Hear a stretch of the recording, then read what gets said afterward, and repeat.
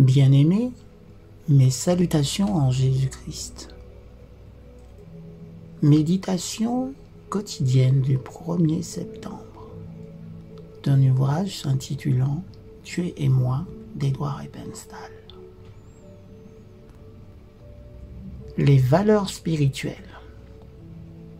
Vers le milieu de la nuit, Paul et Silas priaient et chantaient les louanges de Dieu.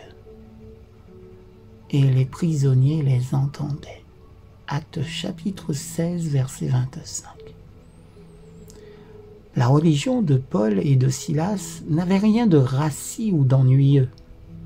Aujourd'hui, le monde a besoin de chrétiens de ce type. Quelle foi nous avons quand nous en éprouvons profondément le besoin. Bill se disait chrétien. Il avait été élevé dans un foyer chrétien, mais il eut de sérieuses difficultés et fut mis en prison. Je lui rendis visite. Il me demanda si je pouvais lui procurer une Bible. Il avait négligé de la lire pendant des années. À présent, il voulait l'étudier et s'efforcer de vivre en accord avec elle pour que sa triste expérience ne se reproduise plus. Il espérait que Dieu lui pardonnerait et que les autres reprendraient confiance en lui.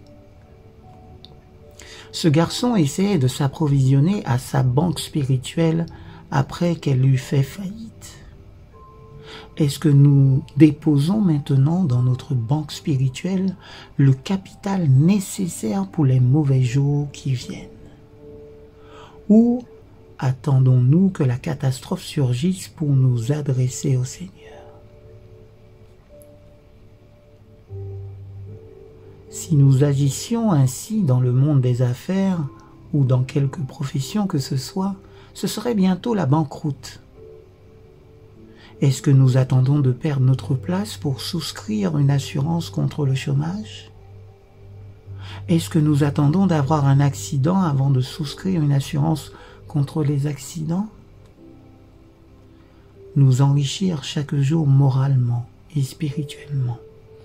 C'est comme épargner et faire fructifier notre épargne. C'est maintenant que nous devons faire des réserves.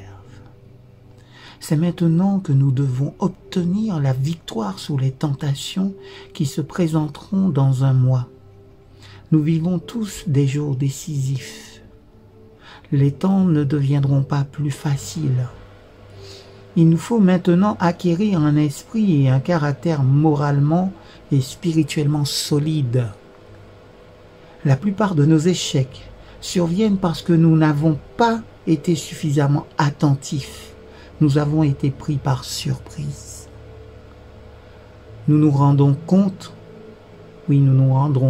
plus tard que cela ne se serait jamais produit si nous avions accepté une préparation spirituelle convenable. Il est vrai que nous ne savons pas ce qui va arriver, mais il nous faut nous préparer chaque jour. Cette habitude nous empêchera de tomber dans le péché. Quand on projette d'entreprendre une ascension périlleuse, on s'y prépare. Les passages glissants de la vie morale et spirituelle n'exigent pas moins de préparation. Pour faire face à chaque situation, une puissance divine nous est offerte. C'est maintenant que nous devons nous la procurer. Que l'Éternel puisse nous garder tout au long de cette journée. En Jésus.